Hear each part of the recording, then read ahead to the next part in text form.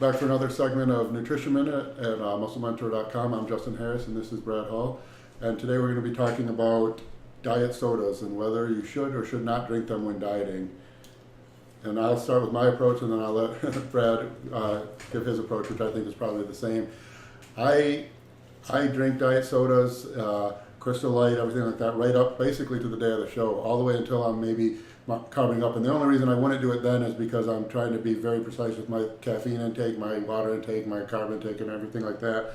But my feeling is anything that's 0 calorie is going to have zero negative effect on your diet. And I know there's been studies that show that people who drink diet soda don't lose any weight or gain weight over the people who drink only water. And you have to realize when you're following a bodybuilding diet where all the food is structured, that doesn't have an effect, because in those cases what theoretically could have happened is that the people who were drinking diet soda got the sugary taste and made them crave more food, and they ate a higher calorie diet than the people who just drink water. When you're on a strict bodybuilding pre-contest diet, that isn't an option. You have a certain calorie amount you're eating each day, and so you don't get to eat based on how hungry you are. And certainly when you're getting close to a contest, if you ate based on how hungry you are, you'd be eating a lot more calories. Another thing I want to say is that most of these, the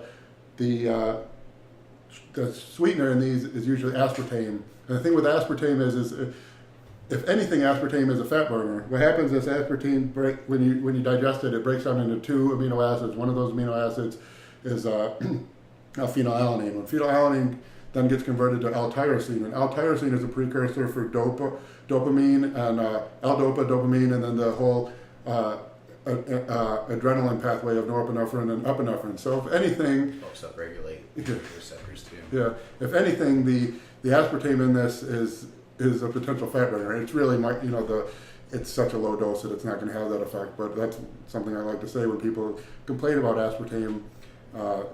Is if you actually look at the science of what happens when you digest it, that's actually what happens. Is it gets broken down to the precursor for the adrenaline hormones. Yeah, I have to agree with the drinking it during a pre-contest diet should be fine.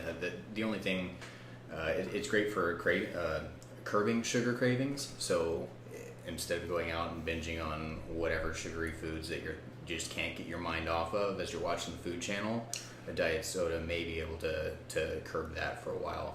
The other thing is, I don't know if you've ever been in line at Burger King and you hear someone order, the 3 Whoppers with extra mayo and 3 extra large fries and a diet soda. So that the whole study with diet soda, whether or not it causes weight gain or this side or the other, is you have to look at maybe who is drinking the diet soda. And like Justin said, it's probably not someone following a bodybuilding diet. It's probably somebody who that's what they're using as their major lifestyle change in trying to lose weight while they're actually still consuming tons of fast food or whatever is generally consumed with a diet soda.